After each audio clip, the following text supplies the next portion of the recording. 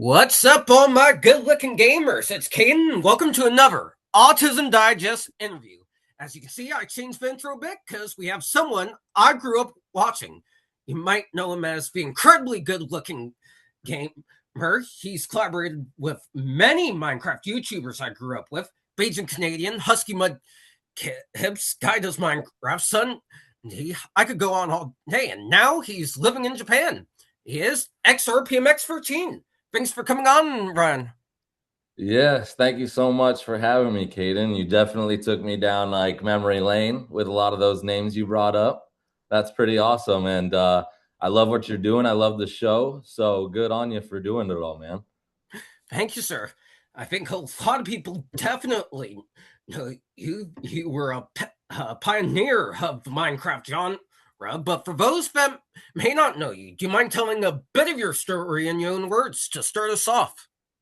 Sure. Yeah. So I actually didn't start with Minecraft. I started YouTube a while ago with Call of Duty gameplay and content. And it was actually super stressful. You would think playing video games can be super fun, but it was very, very stressful because you're constantly in a competitive state. You're always stressed about getting the best content. You have to go up against some of the best players in the world constantly. And after about 3 or 4 years of that, I really started to feel burnt out. And at that time, I had grown my audience to maybe 50,000 or 100,000 subscribers through Call of Duty. And I realized, they don't really care too much what I play. It's more so they just enjoy me having fun. And that's around when Minecraft came out. And so I was like, you know what? Let me test a couple videos here and see, because as you know, Minecraft is a very fun game and a little bit more I guess, slow pace than Call of Duty and first person shooters. So I slowly made the transition, and here we are. And then I got over a little over 1 million subscribers, I believe, once I switched to Minecraft. And I'm just happy that people remember me, or that I was able to touch any lives at all. But it was a really, really cool run. But I think you're getting a very exclusive interview. I haven't done one in 5 or 6 years since I kind of left the YouTube scene. I mean, I'm gonna have to correct you. I did do some research and saw you did one 3 years ago with a podcast called Vlog Guys, but I get what you're With who? saying. Oh, it's the Block Guys podcast or whatever it's called. Oh, you were talking about cryptocurrency. Yeah. Those were some friends back home. I don't think it was. I meant about Minecraft, but yeah, Oh, that was yeah. like a cryptocurrency podcast for sure. But this is my Yeah, first right. return to Minecraft and the whole scene. So I appreciate you, Caden. Of course, and I appreciate you hopping on. Like I said, you were part of a lot of childhoods, mine included. That I remember being 7, 8, 9, 10 years old, and every day after school, I would watch whatever Minecraft video came up, whether it be you, Sky, Dan TDM. I was just into that scene, which transitions into my next question. Do you have any experiences interacting with the autism or neurodivergent community that you want to discuss? Yeah, absolutely. I actually I work closely with a therapist, and I studied a lot of psychology. That's what I got my my graduate degree in, was psychology in college. And I actually wanted to work with people with autism and the neurodivergent community because I thought it was super interesting.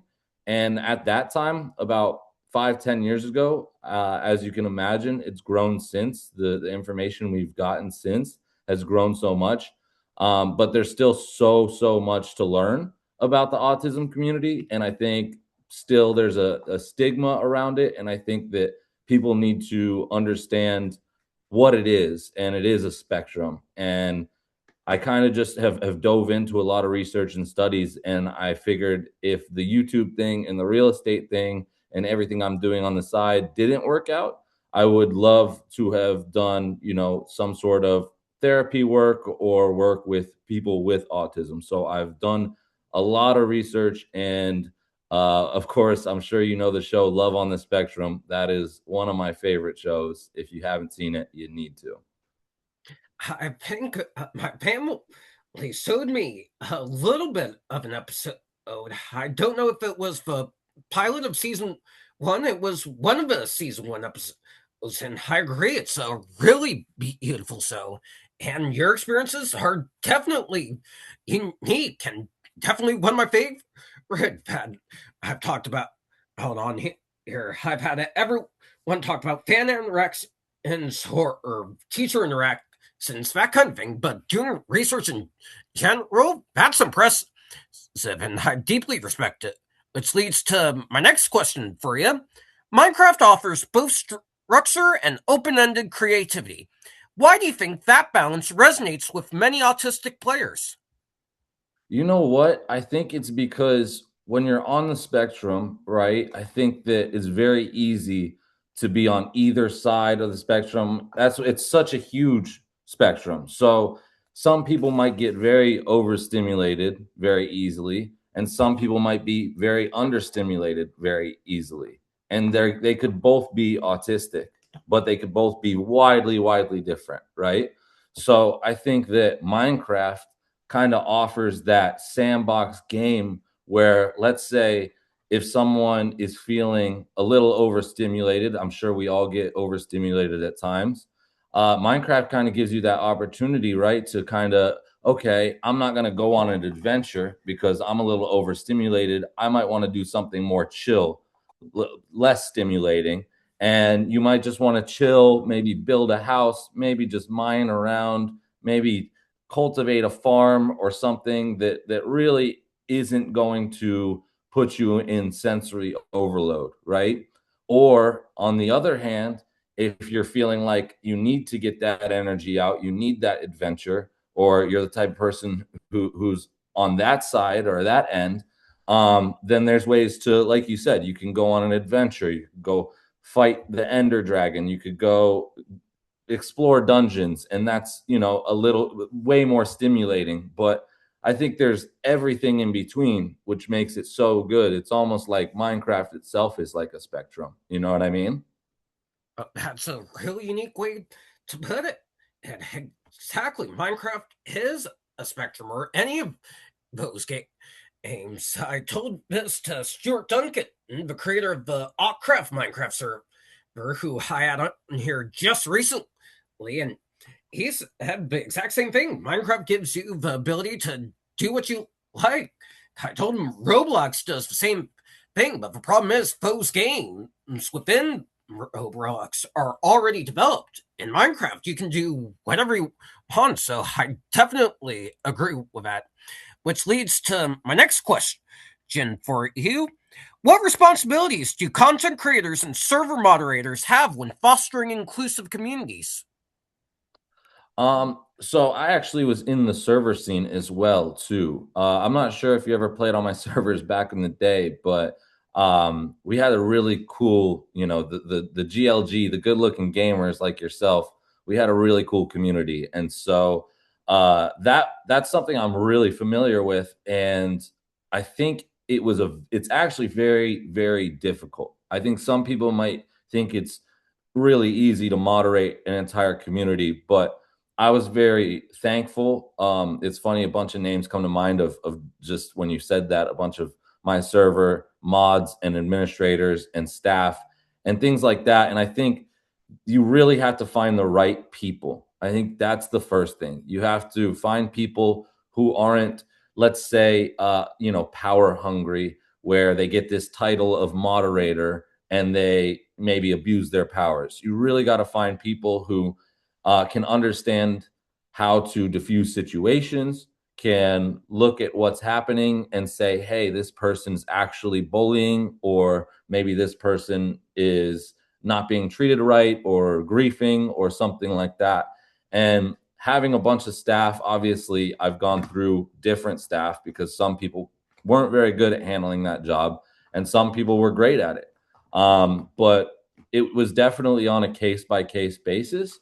But I think really what you're doing here, building a community and having, I'm sure, some friends that you built out through here that you trust. I think trust is a really big thing, and just making sure that you're all on the same page before launching a community, and kind of having those rules set out beforehand of what's okay, what's appropriate, what's not, prior to any sort of community, whether it's you're creating a server, a Discord chat, anything like that. Because there's sometimes these gray areas of, let's say someone's bullied on a server, and this person, your moderator, might not consider it bullying, and this other moderator might consider it bullying. And so that's when you kind of all get together, discuss, hey, how do we want to treat this situation, and then you proceed from there. But I think it's really just the open communication and having people understand, and really it's patience too. Exactly. It's even more difficult nowadays with certain communities. I think we're getting really better about being kind and showing common human decency in society, especially here in the States, but we still have a long way to go. Oh, because there's some sick people in this world. But like you said, I it's all about I trust. No, yeah, no, keep going. Sorry, I didn't mean to interrupt you. Or nowhere, worries, nowhere, worries up. And I will add, uh, he said, always trust your judgment and watch out for red flags in certain people, whether that be just an average Joe online or a content creator you look up to and see if they're good people and care about those values. Now, last question for you is, what does the future hold for you? You're in Japan now. Well, any projects you're working on that you want to discuss? So there's a few things I'm working on. When I took my break from YouTube, I kind of dove into real estate because I was doing that in the background, fixing up properties and managing them. And really, I just kind of burnt myself out of YouTube a little bit. But a bit of me is getting the itch, to come back. I don't know if I would ever come back with Minecraft content. It might be more real life content if I did, but I have a few other projects I'm working on. And, I think that maybe even Minecraft servers and Roblox servers was something I really was good at back in the day that I wasn't very public about. But I'd love to, I enjoyed creating a safe space for people. And I think that that's something that I'm going to revisit. Obviously, like you said, I kind of moved to Japan. I'm between Japan and Puerto Rico, which is opposite sides of the world. But I think I just really want to get back involved in the community. And I was very fortunate that I recorded with and was able to have a fan base that was so loyal. And I just feel really grateful. And if anybody's watching this who is a GLG, I just wanted to say I'm very proud of you, because it seems like I get a lot of messages from old fans and people who are very loyal and dedicated. And it's really cool to see, even like you, Caden, you said you watched me when you're 7, 8, 9 years old. And now you've got your own show, you're doing your own interviews, you're doing big things. And I feel like a lot of my fans and people who message me, and people thank me, and I think that that's very humbling. I'm very, very appreciative to have my fan base, but they all have one thing in common, and it's that they all are doing well in life. And they're, even though times get really hard on everybody and it can be really tough, um, and maybe especially for people who are neurodivergent, I know that everyone that's messaging me and reaching out to me is making their way through life and really doing it in a way that shows me that, like, it's kind of like seeing everyone grow up before my own eyes. And to even have a small part of their childhood or anything like that and influence them in a positive way kind of just means the world to me. You know what I mean? I know exactly what you mean. And that's a beautiful way to end this interview. Anyways, that's going to do for this interview, guys. Thank you so much to Ryan for coming on and sharing his perspectives. If you guys want to see more amazing interviews, be sure to like, comment, and subscribe to the Autism Digest channel. Pick up our latest issue by going to autismdigest.com and stay tuned for the audio file of this interview to be posted on our Spotify. It's definitely been a while since I posted an audio file, but I'll get to it. Thank you so much for watching, and we'll see you in the next one.